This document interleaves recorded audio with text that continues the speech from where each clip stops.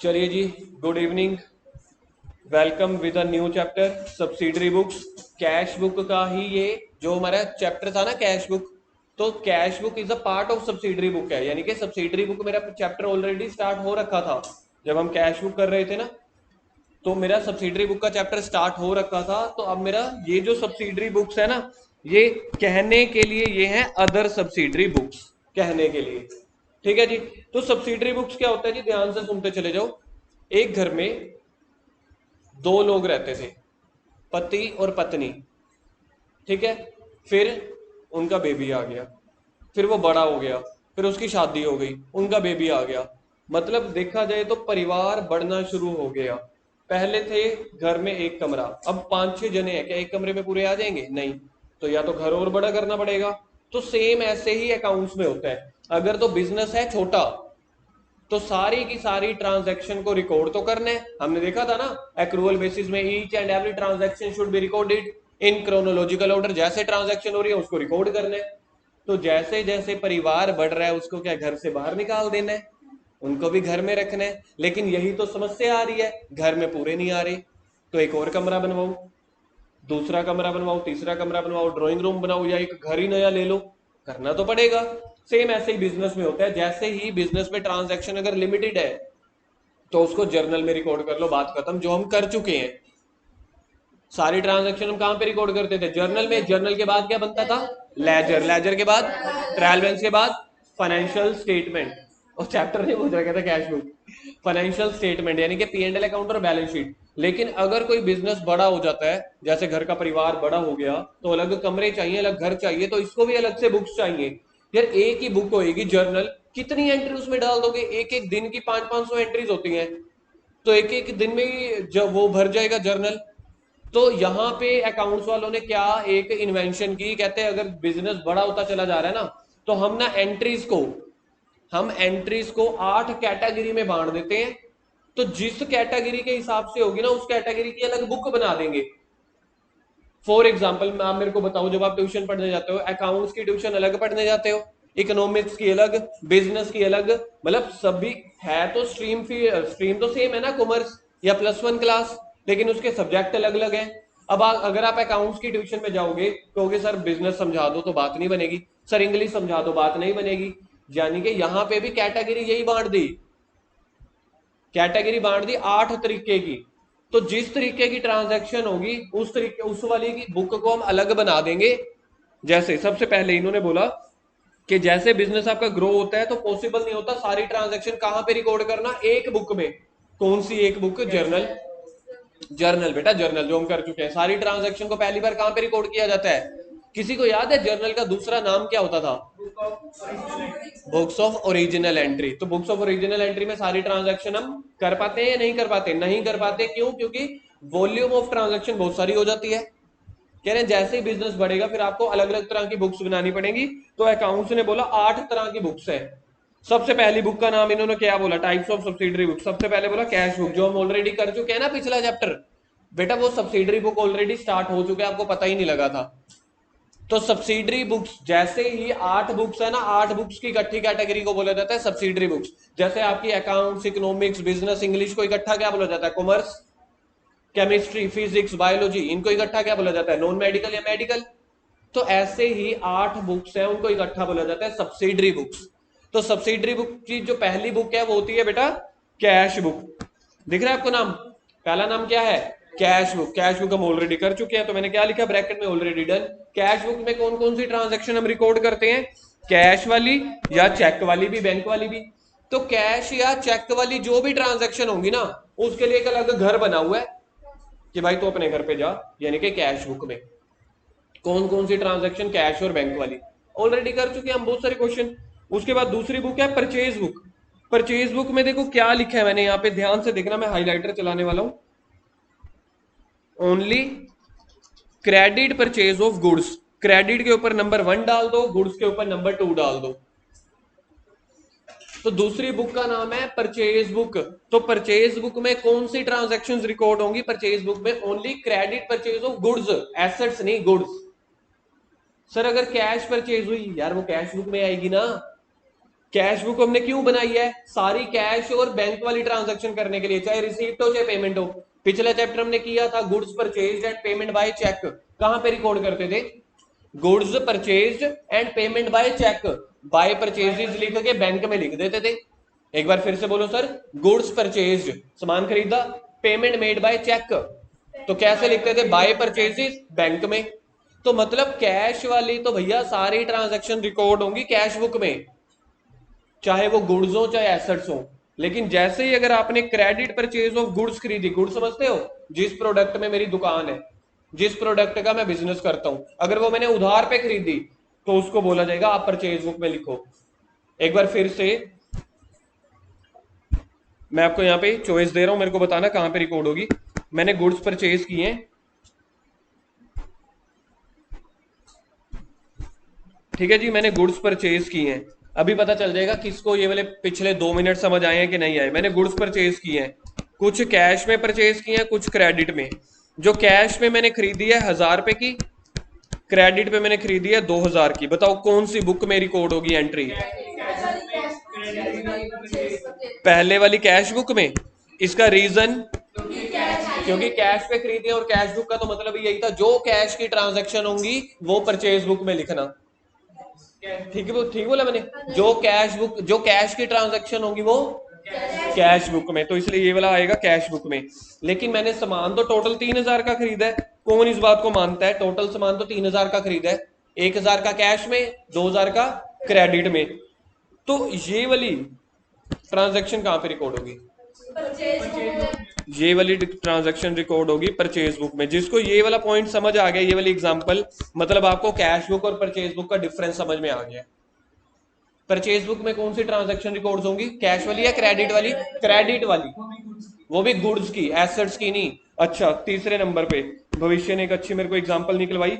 मैंने परचेज किया furniture, purchase किया फर्नीचर और वो भी क्रेडिट पे, तो परचेज बुक में नहीं रिकॉर्ड होगी। लेकिन मैंने कैश पे रिकॉर्ड नहीं किया तो कैश बुक में भी रिकॉर्ड नहीं होगी। तो इसके लिए एक अलग से बुक है, जर्नल प्रॉपर बुक। जो कोई ट्रांजैक्शन किसी बुक में नहीं आएगी उसको जर्नल प्रॉपर में डाल देंगे। उसको छोड़ो, ये पॉइंट समझ में आ गया। देखना, कैश बुक में कौन सी ट्रांजैक्शन रिकॉर्ड होती है? कैश और बैंक वाली। क्रेडिट वाली कहां पे रिकॉर्ड होंगी? परचेज बुक में। नहीं नहीं, हमने जब परचेज बुक बना रहे हैं तो हम सिर्फ परचेज बुक वाला 2000 देखेंगे, बात खत्म। तो कह रहे हैं only credit purchase of goods. तीसरी बुक तो यार इसका मेरे को समझ नहीं आ रही, वैज्ञानिकों ने ऐसे बुक बनाई क्यों थी? अगर मैं इस टाइम पे वैज्ञानिक होता मैं तो मतलब छोड़ो यार। तीसरी बुक का नाम है परचेज रिटर्न बुक। अगर सामने वाला बंदा, सामने वाला नहीं, परचेज हमने किया ना, अगर हम कुछ वापस कर दें तो परचेज रिटर्न बुक में खत्म। पहली बुक कौन सी है? देखना, पहली book cash book. Cash book के नाम पे तो पूरा चैप्टर था, हम कर चुके हैं। कैश वाली ट्रांजैक्शन वहां रिकॉर्ड होंगी। दूसरी बुक कौन सी है? परचेज बुक में क्या रिकॉर्ड होता है? Credit purchase of, credit purchase of assets नहीं। अच्छा, मेरे को बताना कौन सी लाइन ट्रू है कौन सी लाइन फॉल्स है? Purchase book records cash transaction, false. Purchase book record credit goods and assets both. Credit purchase book record only credit purchase of furniture, only credit purchase of goods, purchase of goods and assets. Point समझ में आ गया? तो sir simple सा मतलब है, credit पे होनी चाहिए और गुड्स होनी चाहिए। और परचेज रिटर्न में अगर हम सामान वापस कर रहे हैं, खाली गुड्स कैश में होंगे तो कैश बुक में। वो तो पहली बुक तभी तो कराई थी। कैश वाला तो कोई कुछ देखना ही नहीं, गुड्स है एसेट है, डालो कैश बुक में।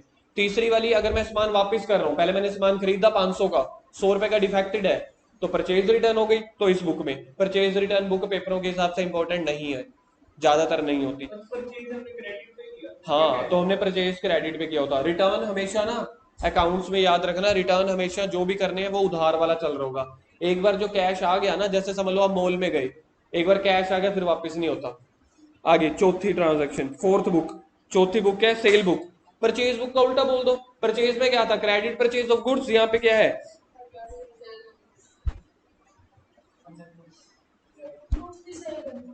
ये क्रेडिट सेल ऑफ गुड्स, ऊपर सामान खरीद रहे थे क्रेडिट पे, यहाँ पे सामान बेच रहे हैं। खरीदने वाला इंग्लिश में उसको बोलते हैं परचेज, तो पड़ गया परचेज बुक। बेचने को इंग्लिश में बोलते हैं सेल, तो पड़ गया सेल बुक। बात खत्म। मतलब अगर आपको परचेज बुक समझ आ गई ना तो सेल बुक समझने में मुश्किल थोड़ी ना है।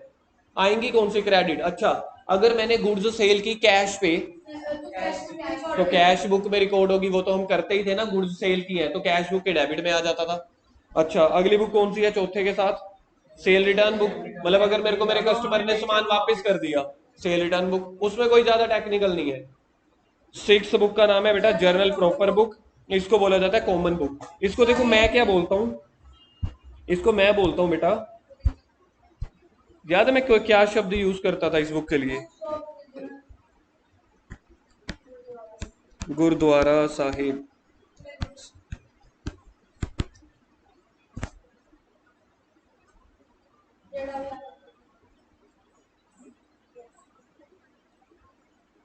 जो भूखा रह जाए खाने रहित, वो चला जाता है गुरुद्वारे साहिब। यानी कि जो ट्रांजैक्शन ऊपर वाली बुक्स में नहीं आएंगी वो यहाँ आएंगी, जो कहीं नहीं आएगा वो यहाँ पे आएगा। इसलिए इस बुक का नाम पड़ गया common book. For example, for example credit purchase. ध्यान से सुनना ये वाला शब्द, बड़ा अच्छी लाइन बोलने वाला हूँ। जो सिर्फ सुनेगा उसको नहीं समझ आएगा, सुनने का समझना, अप्लाई करना। Credit purchase of asset. पहले देखो कैश बुक में आएगी क्या? कैश बुक में तो कैश वाली जाती है, तो क्रेडिट है। और मैंने बोला क्रेडिट परचेज ऑफ एसेट, क्या परचेज बुक में जाएगी? तो इसका मतलब है वो ट्रांजैक्शन तो रिकॉर्ड होगी, तो वो परचेज बुक जर्नल प्रॉपर में रिकॉर्ड होगी। इस बुक का नाम क्या है? Journal proper book. ये ऐसी बुक है, मतलब कोई ट्रांजैक्शन अगर ऊपर वाली 5 बुक में नहीं आएगी तो यहाँ पे आएगी। ठीक है, कोई और ट्रांजैक्शन आप बनाओ, मैं बनाता हूं। इंटरेस्ट ऑन कैपिटल की journal entry. Interest on capital account debit to capital. ना यहाँ पे कैश है, ना परचेज है, ना परचेज रिटर्न है, ना सेल है, ना सेल रिटर्न है, तो कहां जाएगी? Journal proper. यस, बहुत बढ़िया भविष्य आया, 2 दिन बाद है लेकिन चलो दिमाग चल रहा है। सैलरी आउटस्टैंडिंग की जर्नल एंट्री क्या होती है? Salary account debit to salary outstanding. क्या ये कैश है? नहीं है। क्या ये परचेज सेल है? नहीं है। परचेज रिटर्न सेल रिटर्न है? नहीं है। तो कहां जाएगी? कहने का मतलब है 5 याद कर लो, 5 में से 2 तो नकली हैं यार। अब जिनको मैं सर्कल मार रहा हूं ये तो मेरे को नकली लगते हैं। परचेज रिटर्न सेल रिटर्न है क्या ये? तो याद करने के लिए तो 3 है। पहला कैश बुक, सिर्फ कैश और बैंक वाली ट्रांजेक्शन कैश बुक में रिकॉर्ड कर दो। परचेज ऑफ गुड्स नहीं, परचेज ऑफ गुड्स नहीं, credit purchase of goods purchase book में लिख दो। पीआर वाली यार, रिटर्न मतलब रिटर्न वाला तो मेरे सामने नाम मत लिया करो, कुछ है भी नहीं। सेल वाली only credit sale of goods, cell return वाली, बाकी जो बच गई जर्नल प्रॉपर में। इसके अलावा 2 बुक्स और होती हैं, टोटल 8 तरह की बुक्स होती हैं। Bill receivable book, bill payable book. यहाँ पे देखो आपकी स्माइल आ रही होगी, यहाँ पे देखो नोट इन सिलेबस। तो सर हमें याद करनी है, वैसे याद रख लेना, कभी अगर बाई चांस ट्रू फॉल्स या कहीं पे आ जाए। चलो ठीक है, जल्दी से नाम याद करते हैं। पहली क्या है? परचेज, मैं ही भूल गया था। पहली क्या है? दूसरी, तीसरी परचेज के साथ पीआर डाल दो, है ना, प्यार नहीं पीआर। तीसरी, तीसरी नहीं चौथी नलायको, सेल बुक। पांचवी, छवीं जर्नल प्रॉपर का नाम कॉमन बुक गुरुद्वारा साहिब। ठीक है, जिसको कहीं कुछ नहीं मिलता गुरुद्वारा साहिब चले जाओ, पेड़ भर के आ जाओगे। उसके बाद 7वीं और 8वीं जो सिलेबस में नहीं है, बिल रिसीवेबल और बिल पेबल। अब हम देखेंगे परचेज बुक का फॉर्मेट क्या होता है। Only credit purchase of goods record होंगी यहाँ पे, सर आपने बता दिया। कैश परचेज क्या रिकॉर्ड होंगी? कैश परचेज कहां पे जाएगी? Cash purchase. हाँ, अब लग रहा है आपको याद हो रहा है। तीसरा एसेट्स परचेज नहीं होंगी। अगर देखो एसेट्स के लिए मैं आपको 2 चीजें बताता हूं। अगर मैंने एसेट्स कैश पे खरीदी हो तो कैश बुक में, क्रेडिट पे खरीदी हो तो जर्नल प्रॉपर बुक में। यानी कि एसेट्स के लिए 2 ही घर है, या तो कैश या जर्नल प्रॉपर। मानते हो इस बात को? अच्छा एक चीज बताओ, अभी मैं आपको पता चल जाएगा। हमारी फर्नीचर की शॉप है, हमने एसी खरीदा तो हमारे लिए एसेट हुई कि नहीं हुई? एसेट हुई। क्यों? क्योंकि हम एसी को यूज करेंगे ना। हमने टीवी खरीदा तो हम यूज करेंगे, बिल्डिंग मशीनरी खरीदी यूज करेंगे। तो एक फर्नीचर के लिए एसी खरीदा, कहां पे रिकॉर्ड होगी? कैश पे। क्रेडिट पे लिया होता तो रिकॉर्ड तो होगा जर्नल प्रॉपर बुक में। अच्छा, Gada electronics owned by mister Jethalal ji, उन्होंने 5 एलसीडी खरीदे उधार पे। जेठालाल समझते हो, इलेक्ट्रॉनिक वाला है, उसके लिए एलसीडी या कंप्यूटर या जो भी टीवी है उसके लिए गुड्स है, उधार पे खरीदे। परचेज बुक में कैश पे खरीदे। कैश बुक में बेटा, अगर कैश पे खरीदे। यानी कि आपको सबसे पहले तो ये देखना है कोई चीज कैश में हो, सोचना ही नहीं, पहली बुक में डाल दो। ठीक है, अब आगे जर्नल प्रॉपर का बेटा फॉर्मेट देख लो जल्दी से, फिर इसका एक क्वेश्चन करने वाले हैं, एक आधी एंट्री समझाऊंगा, बस फिर बंद कर देंगे। इसमें ना याद रखना, ये फॉर्मेट जो आपको स्क्रीन पे दिख रहा है यही सच्चाई है। अब चाहे आपके आंसू ना अब चाहे आपके आंसू ना रुक रहे हो, चाहे आपकी पीड़ा कम ना हो रही हो, चाहे आपका दुख कम ना हो रहा हो, यही जिंदगी है, यही जीवन है। इसके फॉर्मेट में टोटल 12 वो बनने हैं डिब्बे। सबसे पहले फॉर्मेट बना रहा हूँ परचेज बुक का।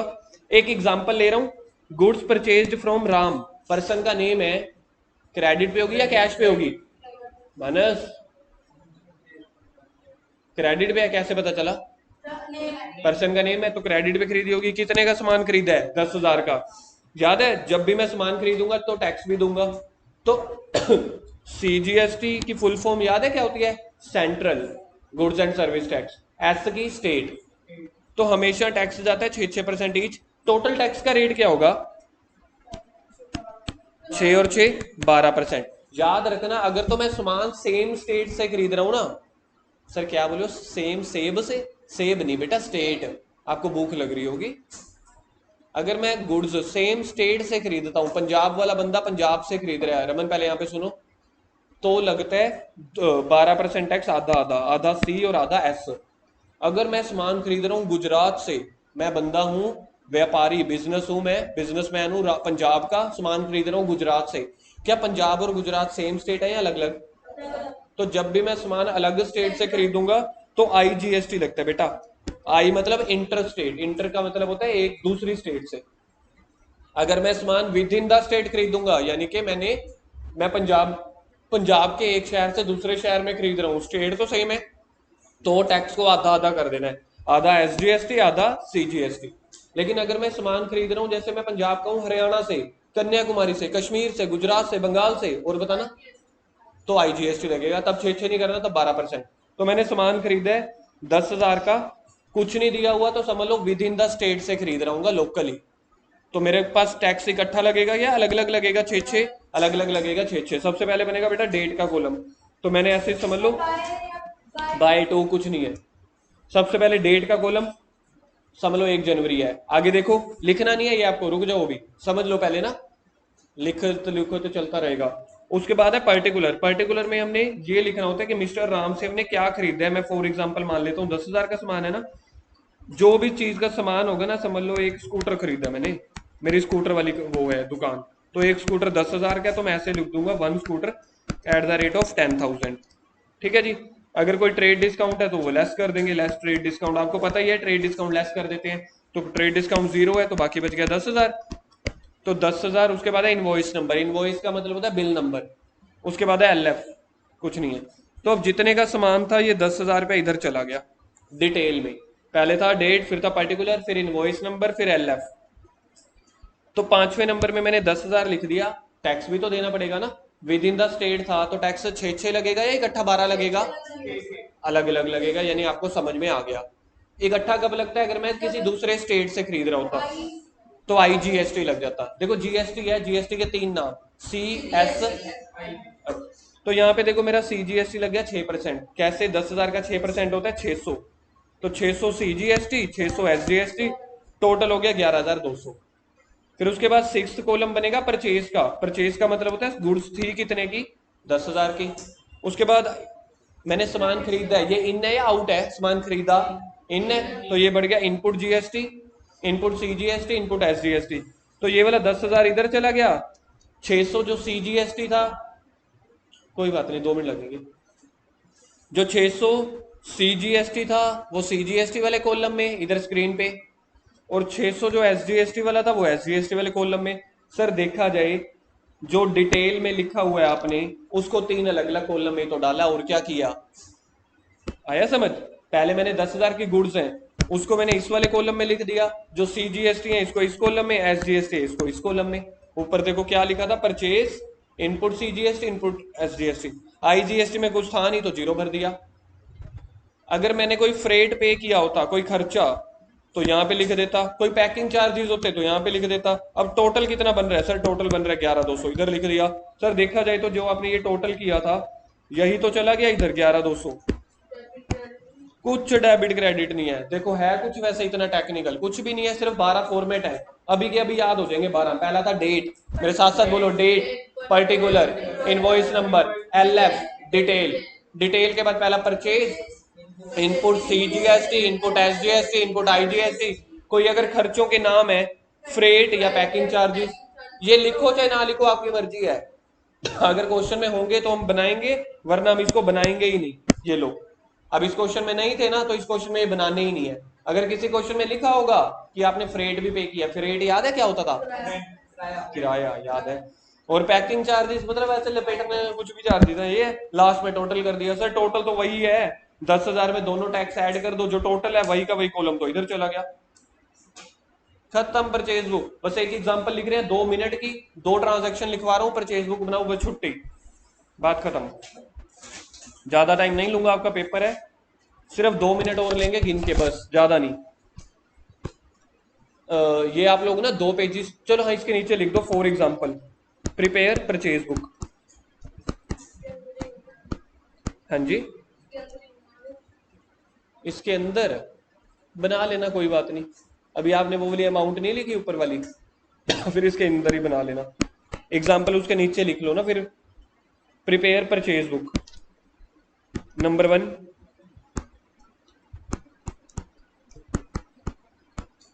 गुड्स परचेज्ड एट ₹500,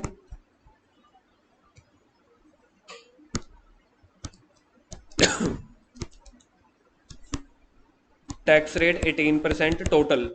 तो 18% टोटल हुआ, तो आधा आधा कितना हो जाएगा? 99%। उसके बाद लिखो गुड्स परचेज्ड ऑन कैश। तीसरी लिखो, नहीं नहीं, अभी देखो मैंने ऊपर क्या लिखा है, prepare purchase book, assets purchased on credit. हाँ, मतलब अगर जिसने ये वाला आंसर दे दिया ना, 2 तो होंगी नहीं, उसको समझ लो आज की क्लास समझ में आ चुकी है। पहली ट्रांजैक्शन रिकॉर्ड होगी, गुड्स है, ठीक है। वैसे ना पहली भी नहीं, हाँ मैं लिख देता हूँ, गुड्स परचेज्ड फ्रॉम राम। बात तो सही है, पहली भी नहीं होनी थी नहीं तो, क्योंकि सिर्फ गुड्स परचेज लिखा हुआ था। अब पहली होगी क्योंकि गुड्स परचेज फ्रॉम राम है। क्या सेकंड ट्रांजैक्शन रिकॉर्ड होगी? क्यों? हाँ हाँ, आज नताशा का दिमाग वो चल रहा है। और तीसरी एंट्री रिकॉर्ड होगी, क्यों नहीं होगी या नहीं होगी? क्योंकि एसेट है, एसेट क्रेडिट है, तो जनरल प्रॉपर में जाएगी। तो जल्दी से जनरल परचेज बुक बनाओ। टैक्स रेट ये मैंने लिख दिया ना, 18% टोटल, कुछ नहीं लिखा हुआ तो C+S होता है, no plus no percent. Date कुछ भी बना दो, पॉइंट नंबर 1 डाल दो। ये लो जी, परचेज बुक होगी। सबसे पहला मैंने बना दिया डेट का, ये लो जी, मेरे साथ साथ बनाते चले जाओ। आप लोग ना हॉरिजॉन्टल, चलो जैसे मर्जी बना लो। डेट डाल दो 1। डेट के बाद क्या होता है? पर्टिकुलर। लिखो जी, पर्टिकुलर में कितने सामान खरीदे और कितने का एक है, कुछ नहीं लिखा हुआ, चलो लिख दो 1 × 500 रुपये, तो टोटल हो गया 500। इसके बाद होता है इनवॉइस नंबर। इनवॉइस नंबर में भी गोली मार दो, एलएफ में भी गोली मार दो। इसके बाद होता है डिटेल। डिटेल में लिखो जी 500 रुपये, प्लस इसमें जीएसटी जोड़ो। टोटल 18% है, तो आधा आधा हो गया 9%।